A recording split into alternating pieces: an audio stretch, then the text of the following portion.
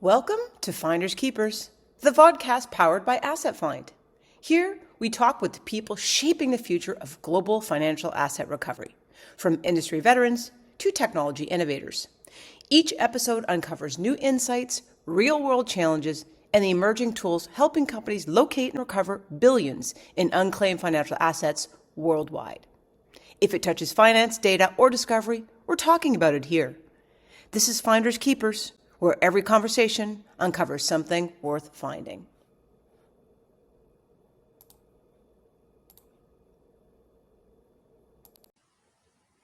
Hello, welcome to today's episode of Fynders Keepers, and it's entitled The Dormancy Time Bomb, Escheating the System with Technology.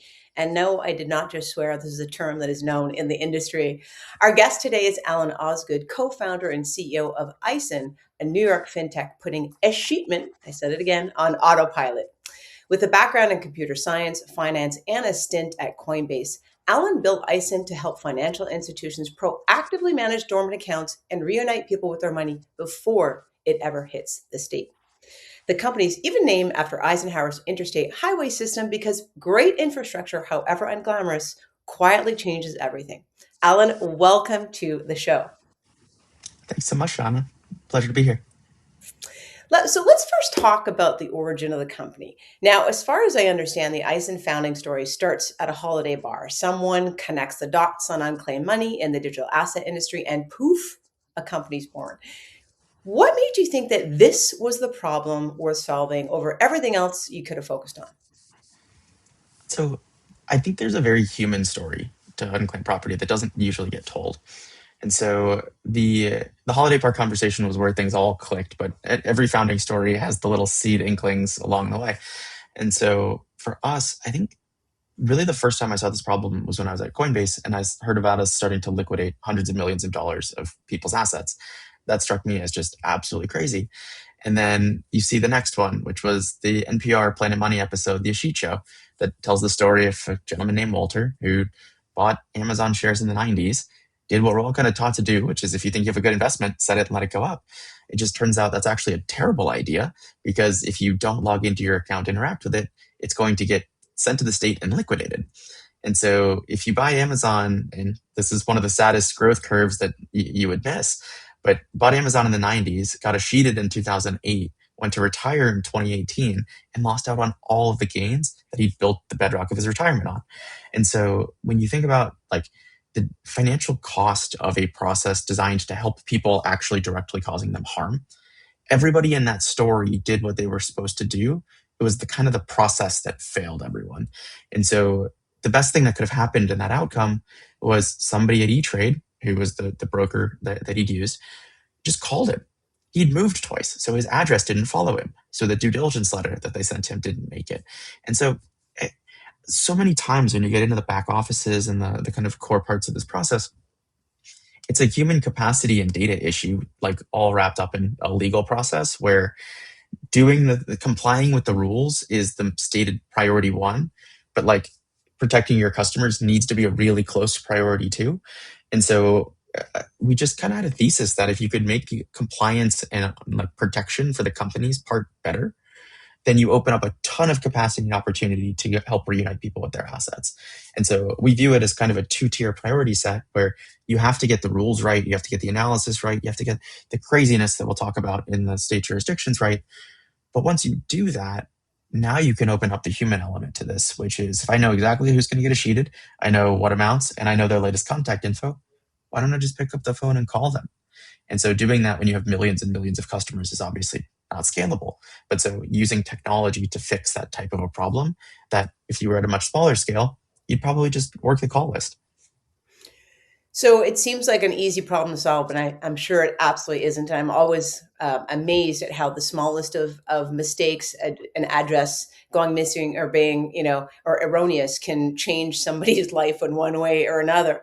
Now, let's go back to Coinbase a bit. So you came into Coinbase and you went straight into unclaimed property compliance, which, is very important, but I think arguably less glamorous corner of the fintech industry. So what did, Well, to be fair, I started in payments. right. So my role at Coinbase, I was the payments product manager, Okay. and so I had a chance to build out a lot of the kind of bank facing compliance heavy types of money flows. Okay. And I loved it.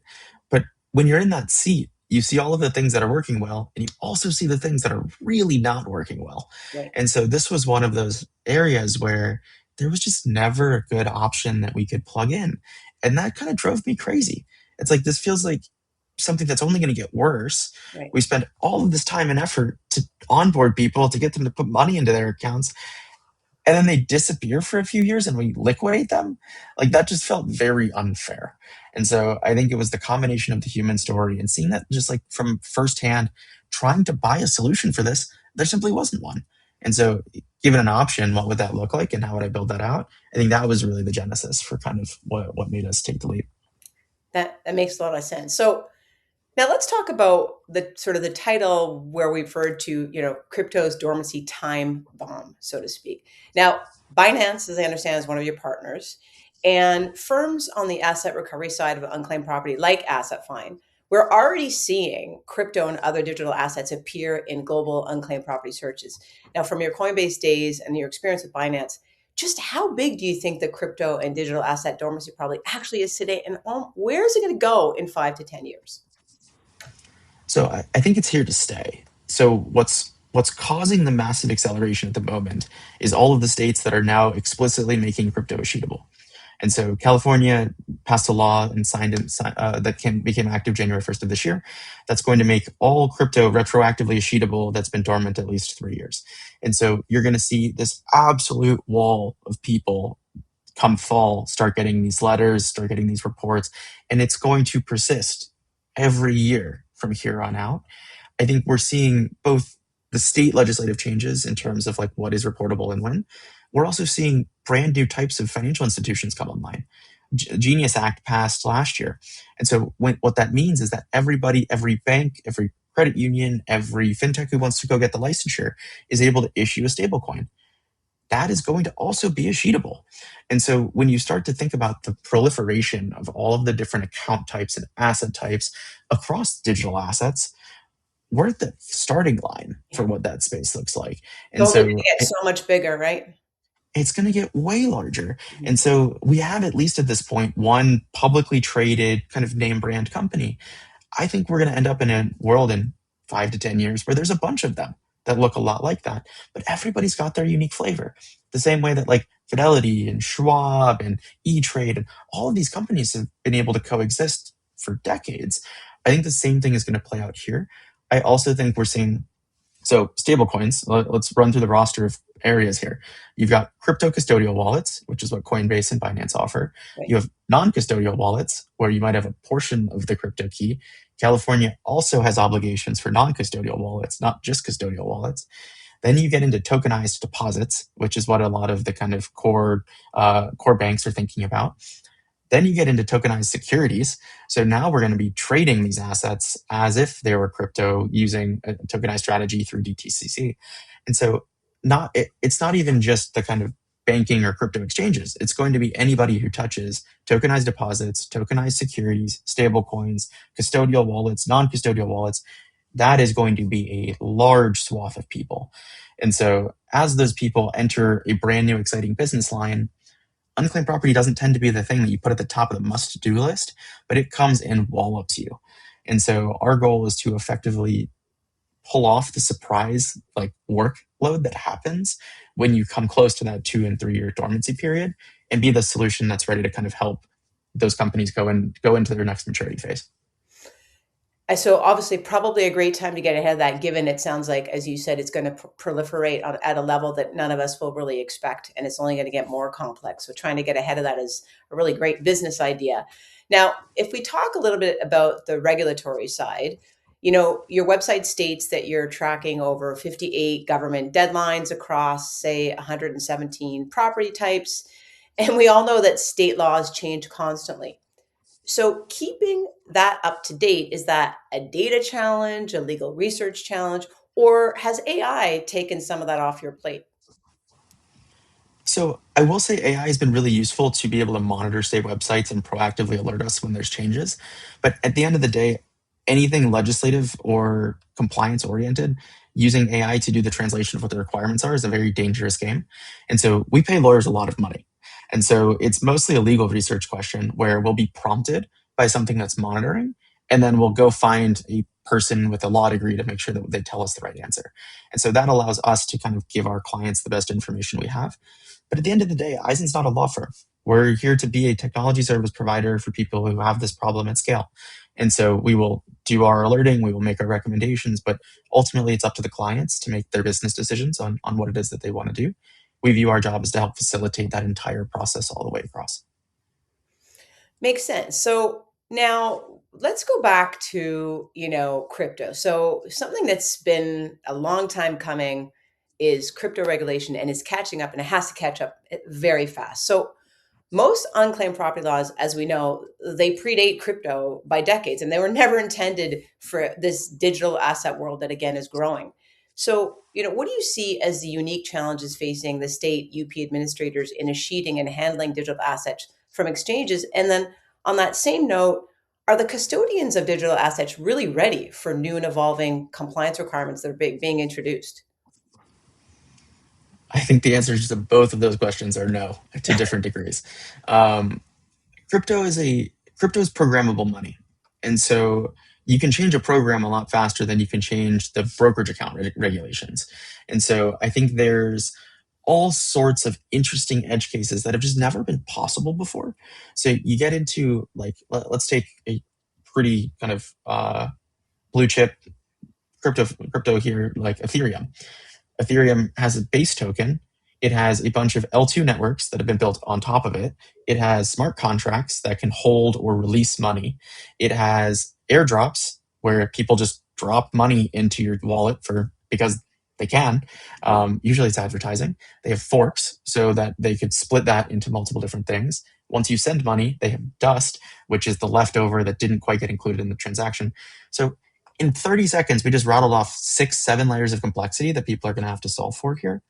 The getting the regulations quote unquote right for traditional assets took decades and turns and turns and turns of legislation.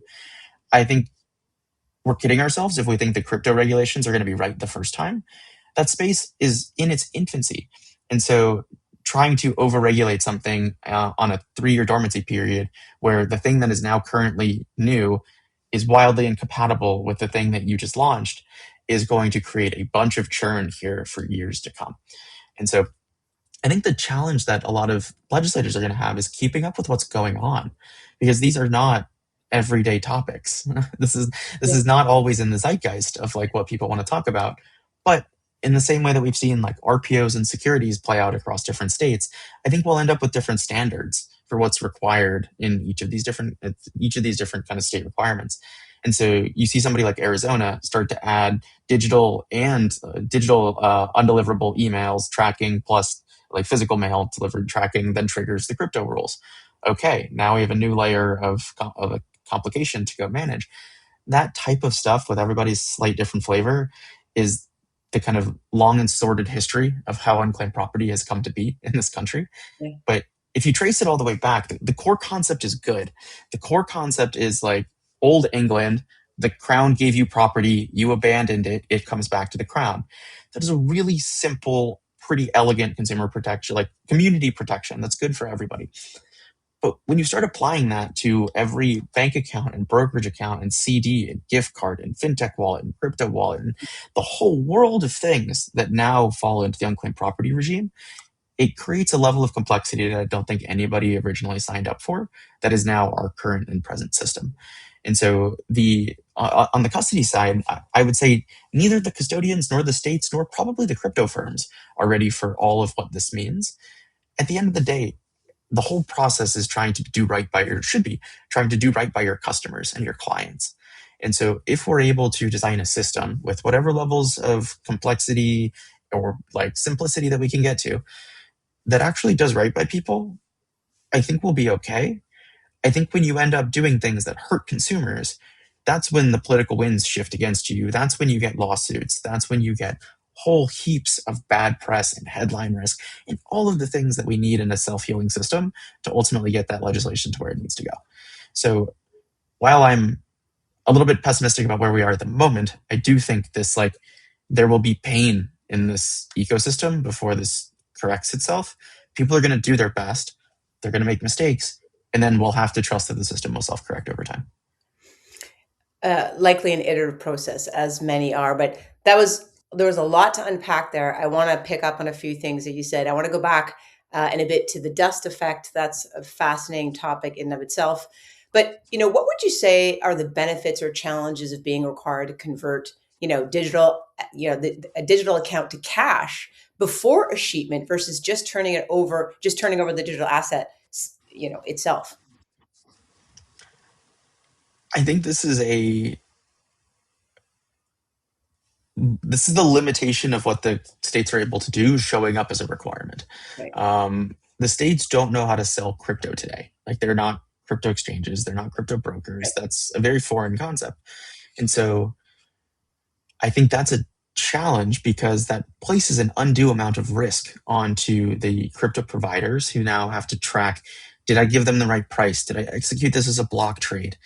There's standard ways that these things execute in securities land that will probably be the helpful guidelines here, but none of those guidelines have been written. And so we've not yet seen what I would imagine eventually will be a wave of lawsuits against the crypto exchanges for their liquidation procedures. I think that's latent risk that is coming at some point. But the Walter equivalent of crypto, I've not met them yet, but I am guessing that they exist. They might just not have checked the state website yet. Right. And so where state limitations enforce requirements, I think you end up in a bad state because that's going to cause unnecessary pain. Not that anybody asked me, but my take would be have the crypto custodians who know how to hold these assets just keep holding the assets. The problem ultimately with securities is the states don't want to be a transfer agent. So when you send securities to the states, they hold them for a period of time and then they liquidate them Right. because eventually it makes no sense over an infinite time horizon to hold securities that might get delisted, do stock splits, do all the things that transfer agents have to deal with. But for crypto exchanges, the challenge is that they know how to hold the assets and they also know how to sell them. Right. But now they're bearing the risk for the price movement between that and the Right. reporting. The And fluctuation. Yeah. so the fluctuation parts, which can be insane. If you look back 6 months ago to now at Yeah. the Bitcoin price, you'll see individual weeks where that moves by 20 to Yeah. 40%.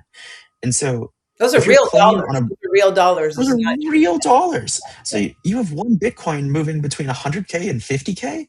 Yeah. Like, if you got liquidated on Monday, it's worth 80. If you got liquidated on Wednesday, it's worth 50. Right. That is not if the price is decently stable, okay, maybe we can make an argument and discuss it. But Right. if the price is not volatile and you're just picking a point to call it a day, Yeah. you're asking for pain. Right. And so my general take here would be that I think I'm blanking on which exact state did this, but like the kind of forethought of just hold it, report it to us. You guys keep holding it. If the customer shows up, great, everybody wins. If not, we'll figure out what we're going to do to take custody of these things, and then we'll move on. Right. But the if I zoom all the way back, the whole goal is to design a fair system to unify people with their money, and if you can't, have a place where it goes for the common good. So that heart is still there. It's just we're in a cascading mode of everybody not understanding exactly what their role is, Right. and that sorting out through legislation, through guidance, through all of these things that I think is going to lead to more friction necessarily than it needs to.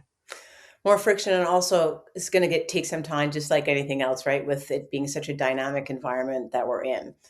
So let's go back to the dust effect, which is really fascinating, right? Because we're now living in a world where, these coins can be worth fractions and fractions of a penny. So the question is, how much time and resources should go into the due diligence process for these dust accounts? So I think I draw a lot of parallels between the digital asset space evolving and what has happened for securities. So in securities, this concept would be basically a trailing dividend. And so the concept of there's things that are still continue to be creditable to this account, but that doesn't really make sense to a sheet a 1 cent dividend.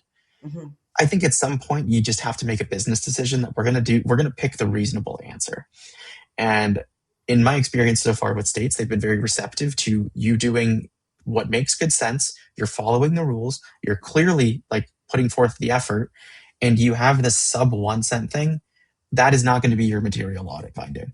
Right. That nobody is interested in that. Right. I think it is a little bit of like forest for the trees of people Right. that get lost in the dust debate, where it's going to be more expensive for these firms to collect all of the dust and then move it than Yeah. the dust is worth itself. Like the By United by States a just got lot. rid of the penny. By Yeah, a by a lot. lot. Yeah. It's the equivalent of the crypto penny effect. Like the US just stopped minting these things for a reason.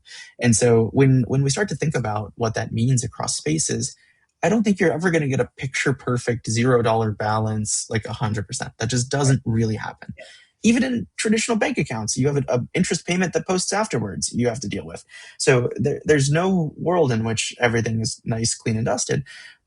But I do think there's a world in which we accept the fact that dust is a limitation of the asset type. Right. Everybody decides to be reasonable about it, and I think we're able to make good progress. Yeah. I think that makes a lot of sense.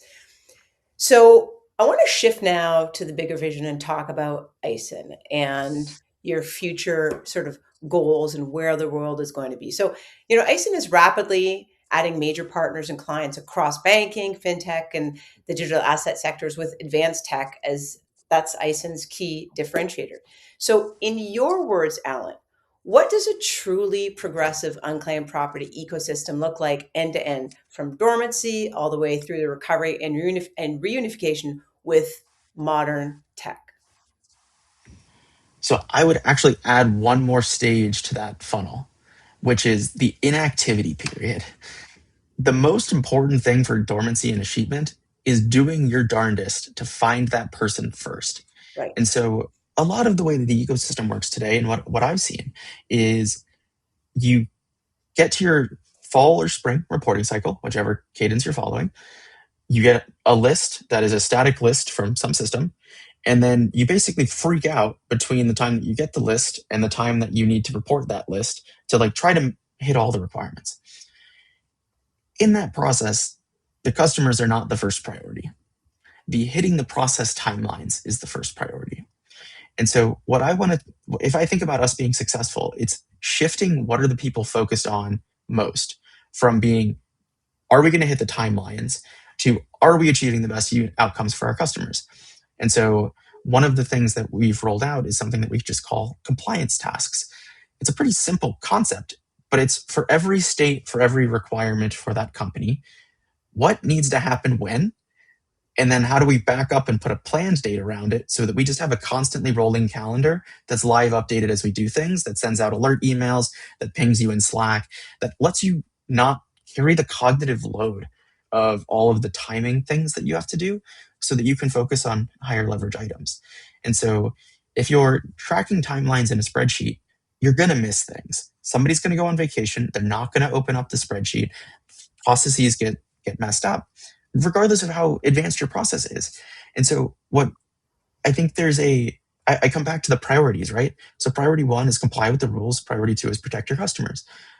If you can comply with the rules by having things meet you where you are, something else is doing the alerting for you or the tracking or all of that stuff. Somebody decides to go on vacation, doesn't matter. You still get an email. Like that is the type of system that I think builds redundancy into the process that allows you to actually believe, okay, I can relax here a little bit. So if we're in that inactivity period, you have three problems you have to solve. What needs to happen when? Which accounts are up for achievement? And how do I go get in touch with these people? Right. And so which accounts are, so we talked about how do I know it needs to happen when? That's like automated alerting and task tracking. That's been a huge benefit for us. Um, who's escheatable when?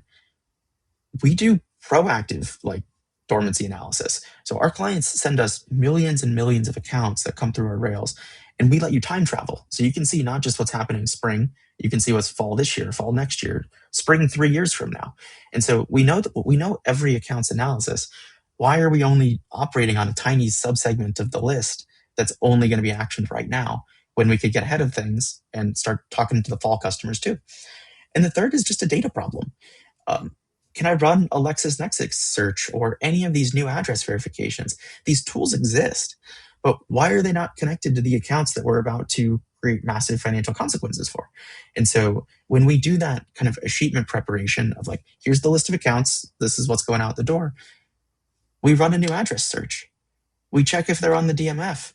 We check if they're protected under SCRA and need to have special concerns as an active duty military member. There's a sweet, one of my favorites. Does the zip code match the state code? Shockingly common that that is Yes, not we've true. seen we've seen Um, we've seen that as well. Shockingly common that that's not true. And it changes the jurisdictional compliance requirements entirely. Yeah, And so if you're not looking at that stuff before you get into this frantic end of state period, you're going to be panicked. You're right. going to be getting audit findings. You're going to be reporting people to the wrong states. There's, we had a client with a person named iPhone. I don't think that person's name is iPhone, but like we should probably If know they that were, then ahead of shame on time. their parents, but whatever. I mean, sometimes you might just want to be an Android family, but like, so I think there's things that you can see when you get into the depths of these, like the depths of these processes, the data quality that you're seeing, the issues that come across. There's just an entirely different frame of how you treat this, which we call data signals. Right, If we can analyze these things ahead of time, it's going to make that achievement process both smaller volume because we'll have found people, and also we'll have way more confidence in it. We're not going to be finding that this zip code actually should be New York when the state code was Texas, and hey, state of Texas, can you please send us the funds back? yeah, Um, that's a shockingly common audit finding that I think is entirely preventable. It just takes a systems and a product type approach to do so. And so when I think about where Eisen sits in the marketplace, we are for folks with large volumes of accounts, that like sitting in a tiny couple hundred row spreadsheet isn't really going to do it for you.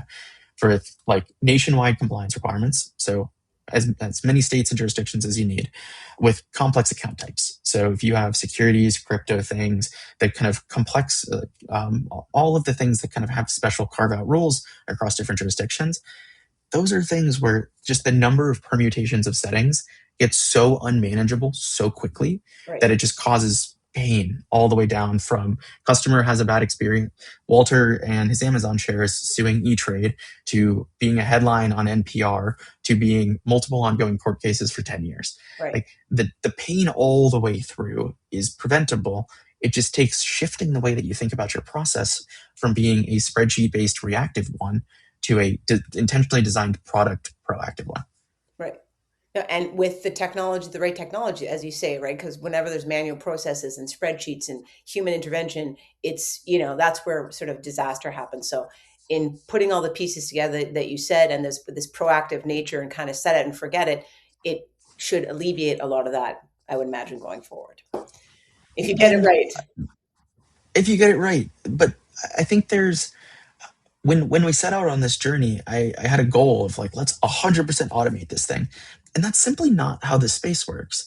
This space requires people to like think about their system of like, oh, like we're missing tax IDs because this thing happened. And so there is still a human like kind of Element. Yeah, necessity yeah, throughout this whole thing. And if you automate it 100%, you will cause pain. That is the wrong answer. And so I think, how do you design a system that allows human intervention mhm, at critical points, but not human work at unnecessary ones?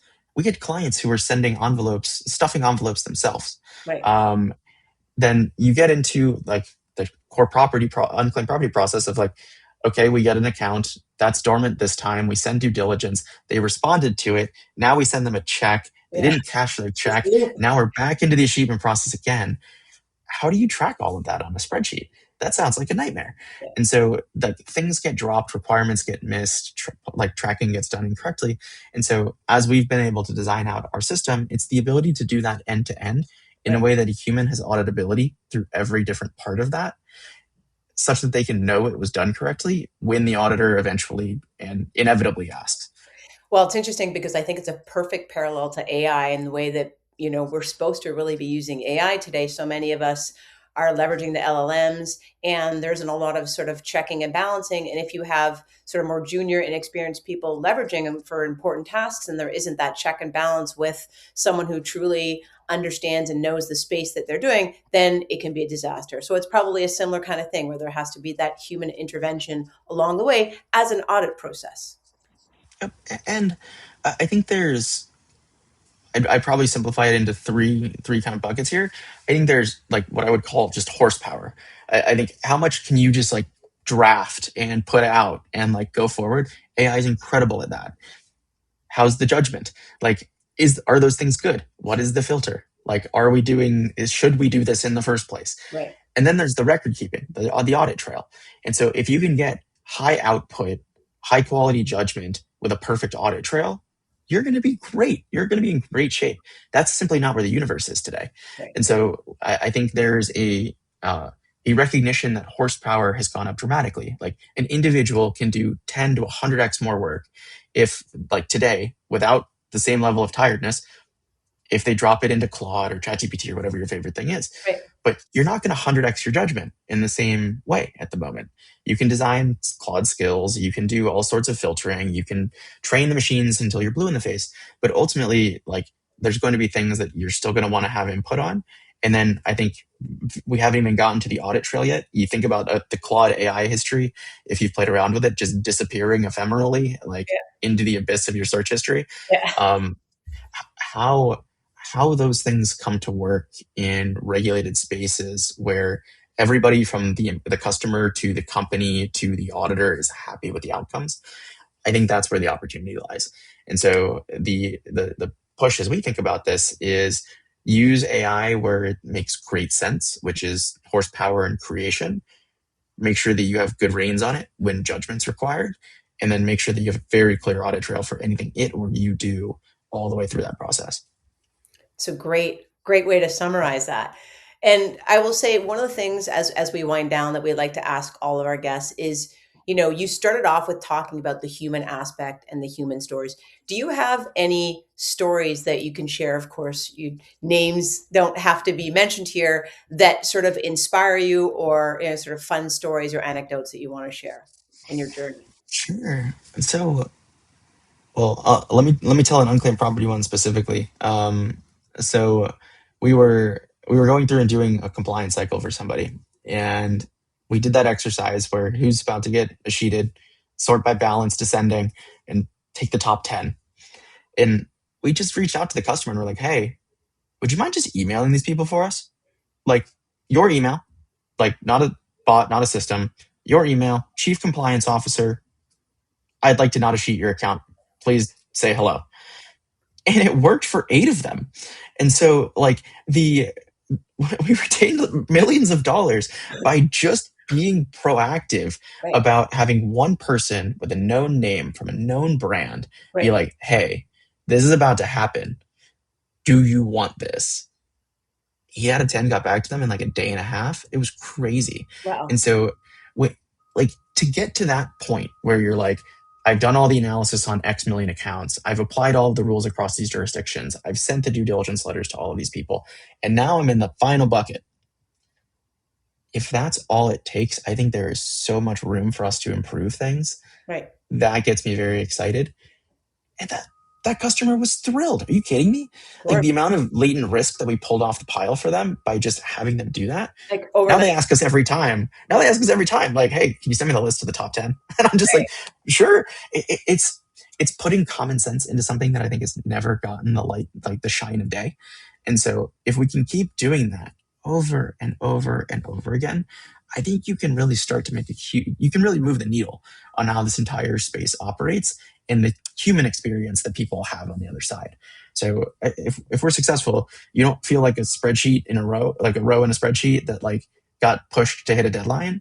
You feel like a person who your institution reached out and cared about before they just did something that totally screws up your financial life. So I want to end on this. Think about this statement, finish this sentence. In a perfect world, unclaimed property would. Reunite 100% of people with their assets. I think the whole goal and the reason I think we both have great businesses is that that does not happen today. Um, Customers or businesses don't get access to their lose access to their assets for whatever reason. They end up at the state. They end up in other places that you guys find them. We help put them there. But I think the stated goal is noble. reunite 100% of people with their assets, I think is a good thing that should exist in the world. I just think the way it's been implemented and executed and arbitrated hasn't let that actually be a feasible outcome. Well, together with partners like Eisen and Asset Find, who knows what the world can be like in 5, 10, even a couple of years. So, listen, Alan, it's been an absolute pleasure having you on the show. Fantastic episode, and look forward to working with you again. And thank you, everybody, for listening to this episode. Thank you all so much.